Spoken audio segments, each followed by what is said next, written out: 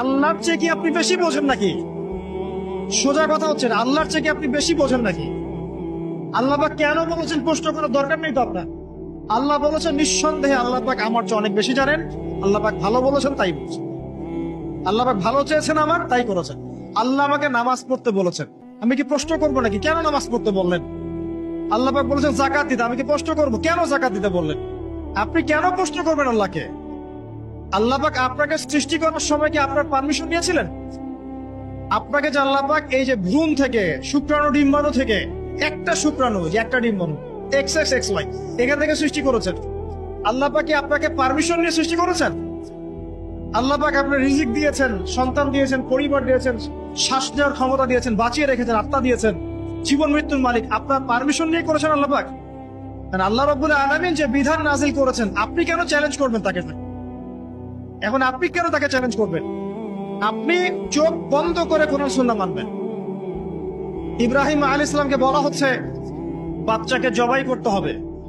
ইব্রাহিম আলাইহিস সালামকে বলছেন কি কারণে জবাই করব? কেন নিষ্পাপ একটা বাচ্চাকে জবাই করব? কি যুক্তি এর পিছনে? এর পিছনে বিজ্ঞান কি, লজিক কি? প্রশ্ন করেছেন? বলা হচ্ছে তোমার স্ত্রী এবং সন্তানকে ওই মরুভূমিতে রেখে আসো, মক্কায়, যেখানে কেউ নাই। ইব্রাহিম আলাইহিস সালামকে বলেছেন কেন রেখে আসবো আল্লাহ? কি জন্য রেখে আসবো? এটা অযৌক্তিক, এটা আনসাইন্টিফিক, এগুলো কথা বলেছিলেন। এখন আপনারা কি বুঝতে পারছেন না কি কারণে আল্লাহ পাক তার স্ত্রী এবং সন্তানকে সেখানে রেখে এসেছেন? এই যে হাজার হাজার বছর ধরে হজ হচ্ছে, উমরা হচ্ছে, তাওয়াফ হচ্ছে, সাই হচ্ছে, হচ্ছে না? এগুলো কার সাথে সম্পৃক্ত? এগুলো কার স্মৃতির সাথে সম্পৃক্ত? যদি ওইখানে সেই সময় আল্লাহ পাক তাকে না পাঠাতেন, আজকে কি বিশ্ববাসী এটা পেত? ওই ইসমাইল আলাইহিস সালামের বংশ থেকেই জন্ম নিয়েছেন মুহাম্মদ সাল্লাল্লাহু আলাইহি ওয়াসাল্লাম। তাহলে আরবের মানুষরা কি ইসলাম পেত?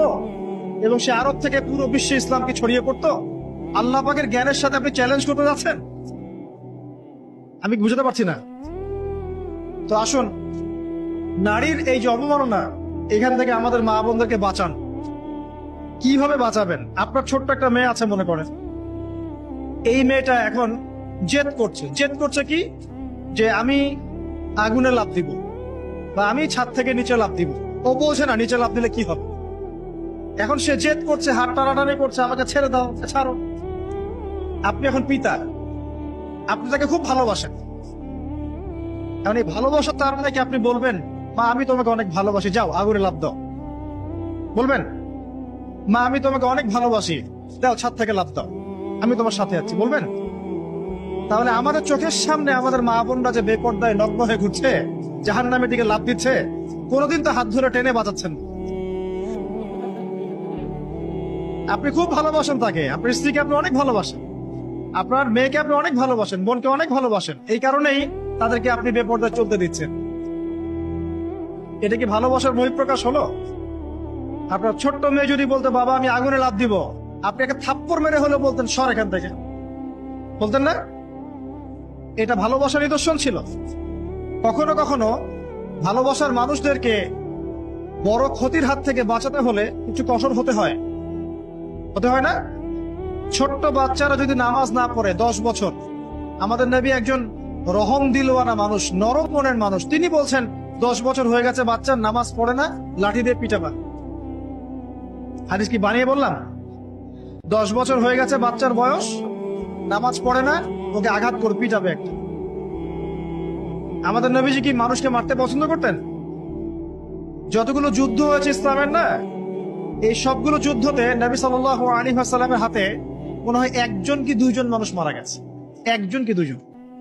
একজন নবী সাল্লাল্লাহু আলাইহি ওয়াসাল্লাম তীর নিক্ষেপ করেছিলেন, তীরটা গায়েও লাগে নাই, এখান থেকে ছিলে গেছে, খালি গলা দিয়ে ছিলে গেছে, এতেই সে মৃত্যুবরণ করেছে জাহান্নামে।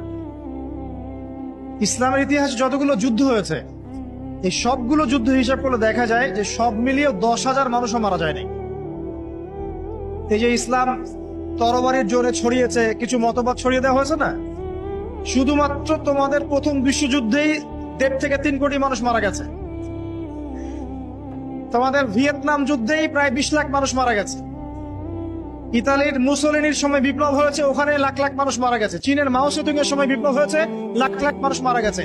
রাশিয়া কমিউনিজম যখন ছিল তখন বিদ্রোহ হয়েছে, তখন লাখ লাখ মানুষ মারা গেছে। সেকেন্ড ওয়ার্ল্ড ওয়ারে প্রায় 7 থেকে 8 কোটি মানুষ মারা গেছে।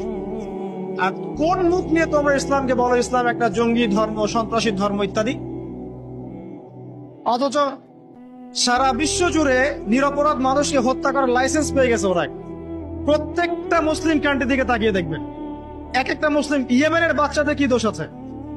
ইয়েমেনের ছোট ছোট বাচ্চাদের কি দোষ? কেন ওরা বোম্বিং এর খোরাক হবে? ইরাকের মানুষের কি দোষ ছিল? সাদ্দাম হোসেনের কাছে কি আসলেই পারমাণবিক অস্ত্র ছিল? সিরিয়ায় কি হয়েছে? কেন লক্ষ লক্ষ মুসলিমকে মারা হলো? আফগান তো আছেই, ইভেন ইনক্লুডিং এখন পাকিস্তান, চায়নার উইঘুর, আপনার লেবানন, আপনার জর্ডান, প্যালেস্টাইন। প্যালেস্টাইন প্যালেস্টাইন নাম শুনেছেন? এখানকার মুসলিম মা বোনদের কি দোষ ছিল? তারা কি কারো ঘরে গিয়ে বোম মেরেছিল? আশ্চর্য একটা বিষয় কি জানেন? মনে করেন এইটা আমার বাড়ি, এই বাড়ির মধ্যে আমি বসে আছি, বাস করছি। এখন কিছু মানুষ আসলো, এসে বললো আমাদেরকে একটু আশ্রয় দাও, আমাদের খাবার নাই, পানি নাই, একটু আশ্রয় দাও। এখন আপনি মুসলিম মানুষ, রহম দিলওয়ালা মানুষ, দরজা খুলে দিলেন। দরজা খুলে দিয়ে ওরা এখন ভিতরে আসলো, এসে আপনি আপ্যায়ন করলেন, খাওয়ালেন, পড়ালেন, পোশাক দিলেন, সব দিলেন, মাশাআল্লাহ। এবার কয়দিন পর তারা ঐক্যবদ্ধ হয়ে আপনাকে ঘর থেকে বের করে দিল। এবার আপনি ঘরের বাইরে দাঁড়িয়ে আছেন। এবার আপনি ঘরের বাইরে দাঁড়িয়ে দরজায় নক করছেন আর বলছেন আমার বাড়ি আমাকে ফেরত দাও, আমার বাড়ি আমাকে ফেরত দাও। আর এই মানুষগুলো, ভিতরে থাকা মানুষগুলো বলছে এই যে দরজা নক করছে একজন জঙ্গি, একজন সন্ত্রাসী। আমি মনে হয় বুঝাতে পারছি না। এই হলো প্যালেস্টাইন, এই হলো প্যালেস্টাইন। আমার বাড়ি আমাকে ফেরত দাও বলছে ওরা জঙ্গি সন্ত্রাসী। তো প্রিয় মুসলিম ভাইরা, দুই চোখ খুলুন, বাইরের চোখ খুলুন, ভিতরের চোখ খুলুন, পরিস্থিতি বুঝুন, উম্মাকে ভালোবাসুন, 5 ওয়াক্ত নামাজি হয়ে যান, নিজের হায়াতটা কাজে লাগান, সুদের সাথে সম্পৃক্ত হয়েন না, শিরিক করেন না, মাদক খায়েন না, নারী জাতির অবমাননা করেন না, এবং আপোষে গোত্রীয় হানাহানিতে লিপ্ত হয়েন। উম্মাকে ঐক্যবদ্ধ করতে পারেন না পারেন, অ্যাটলিস্ট উম্মার ক্ষতি করেন না। উম্মাকে ঐক্যবদ্ধ করতে পারেন না পারেন, আগুনটাকে বাড়িয়ে দিয়েন না। রাষ্ট্রের বিরুদ্ধে বিদ্রোহ করতে যায় না। আমার কথা খুব মনোযোগের সাথে শোনেন, কারণ যখনই কোনো মুসলিম রাষ্ট্রের বিরুদ্ধে বিদ্রোহ হয়েছে তখন সেই রাষ্ট্রের অবকাঠামো ভেঙে পড়েছে এবং ক্ষতি হয়েছে, লাভের চেয়ে বেশি ক্ষতি হয়েছে। কোশ্চিন কালেও এই কাজটা করতে যাবেন না। আপনি সৎ কাজের আদেশ করবেন, অসৎ কাজে নিষেধ করবেন। উপরে যারা থাকবে তাদের জন্য দোয়া করবেন এবং তাদেরকে সুপরামর্শ দিবেন।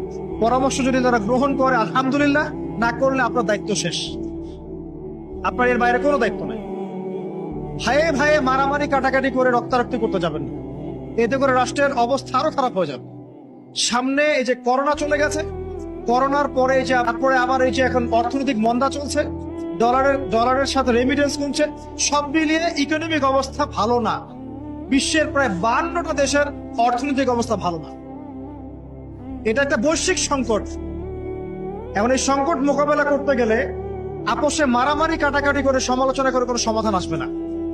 সবাই মিলে যদি একসাথে কোনো কাজ করতে পারেন, করতে পারেন। কোরআন সুন্নাহ কি বলছে? কোরআন সুন্নাহ বলছে ঐক্যবদ্ধ থাকেন। কোরআন সুন্নাহ বলছে কৃষিভিত্তিক অর্থনীতির দিকে ফোকাস করেন। কোরআন সুন্নাহ বলছে যাকাত কেন্দ্রিক ইকোনমিক সিস্টেম চালু করেন। কোরআন সুন্নাহ বলছে ব্যবসা ভিত্তিক প্রকল্পগুলো বাড়িয়ে দেন। কোরআন সুন্নাহ বলছে অপচয় কমিয়ে দেন, দুর্নীতি কমিয়ে দেন। কোরআন সুন্নাহ বলছে যে অল্পে তুষ্ট থাকেন, অল্পে তুষ্ট থাকার মনোভাব রাখেন। দেখবেন ইনশাআল্লাহ তাআলা পৃথিবীর সমস্ত দেশও যদি দুর্ভিক্ষে ধ্বংস হয়ে যায়, বাংলাদেশের কিচ্ছু হবে না। আমাদের কাছে কোরআন আছে, আমাদের কাছে হাদিস আছে, সমাধান আমাদের কাছে আছে। আল্লাহ পাক আমাদের সবার শুভবুদ্ধি দান করুন, আমি এবং সবাই মুসলিম, আমি সবাইকে ভালোবাসি। আমি আমার পক্ষ থেকে আন্তরিক উদাত্ত আহ্বান জানাব, আল্লাহর ওয়াস্তে কোরআন এবং সুন্নাহকে স্টাডি করেন, এই কোরআন সুন্নাহর মানদণ্ডে বিশ্বকে চেনার চেষ্টা করেন। ইনশাআল্লাহ তাআলা আল্লাহ পাক আমাদেরকে পথ দেখাবে ইনশাআল্লাহ। আরেকটা বিষয় বলে শেষ করে দেই, জাহেলিয়াতে আরেকটা মহামারী ছিল গোত্রীয় দ্বন্দ্ব। এই গোত্রীয় দ্বন্দ্বটা এখন ধর্মীয় দ্বন্দ্বের রূপ নিয়েছে আমাদের এখানে, এবং পলিটিক্যাল দ্বন্দ্বের রূপ নিয়েছে। এবং বৈশ্বিক গ্লোবাল অ্যাফেয়ার্স এর দিকে তাকাবেন, সেখানেও এখন বৈশ্বিক দ্বন্দ্ব চলছে। তো এই দ্বন্দ্ব কিন্তু শেষ হয় নাই। শেষ কথা হচ্ছে আইয়ামে জাহিলিয়াতে যে 5টা কুল পাপের কথা বললাম, শিরক। 1 নাম্বার কি ভাই? শিরক। 2 নাম্বার রিবা, সুদ। 3 নাম্বার মাদক। 4 নাম্বার এই যে নারীর অবমাননা। 5 নাম্বার হচ্ছে গোত্রীয় হানাহানি। এগুলো এখনো আছে, তখনও ছিল। তখন যে অবস্থায় ছিল এখন তার চেয়ে অনেক বড় লেভেলে আছে। এই অবস্থাতে এই যে বলছিলাম কোরআনের হক আদায় করলে পরে আপনি সলিউশন পাবেন। হকগুলো কি কি? 1 নাম্বার, বিশুদ্ধ করে কোরআন তেলাওয়াত করা শিখতে হবে। পারবেন ইনশাআল্লাহ? ওয়াদা করেন যে আমরা সবাই বিশুদ্ধ করে কোরআন তেলাওয়াত করা শিখবো ইনশাআল্লাহ। আগামী রমজান মাস আসবে এই মার্চ মাসে। এই মার্চ মাসে রমজান আসার আগেই সবাই কোরআন তেলাওয়াত করা শিখবেন ইনশাআল্লাহ। এবং আমাকে ওয়াদা করেন প্রত্যেক দিন মিনিমাম 1 পারা করে কোরআন তেলাওয়াত করবেন। পারবেন ইনশাআল্লাহ? ইনশাআল্লাহ। 2 নাম্বার, কোরআনের অর্থ বুঝতে হবে। অর্থ বুঝতে হলে আপনাকে টুকটাক আরবি ভাষা জানতে হবে। কি আপ লোগ কো মালুম হ্যায় কি আরবি ভাষা ক্যা হ্যায়? বুঝতে পারছেন কথা? কেমনে বুঝলেন? এই হিন্দি তো কোনো আপনার ইউনিভার্সিটি, কলেজ, বিশ্ববিদ্যালয়ে পড়ানো হয় না। কোথা থেকে শিখছেন? যেভাবে হিন্দি শিখেছেন ঠিক সেইভাবে আরবি শিখবেন ইনশাআল্লাহ। পারা যাবে ইনশাআল্লাহ? অবশ্যই পারা যাবে ইনশাআল্লাহ। এরপরে আপনি কোরআন চর্চা করতে আসেন, দেখবেন আপনি কোরআন বুঝতে পারবেন। আল্লাহ পাক কোরআনে কি বলেছেন আপনি বুঝতে পারবেন, ধরতে পারবেন। আল্লাহ পাক তৌফিক দান করুন।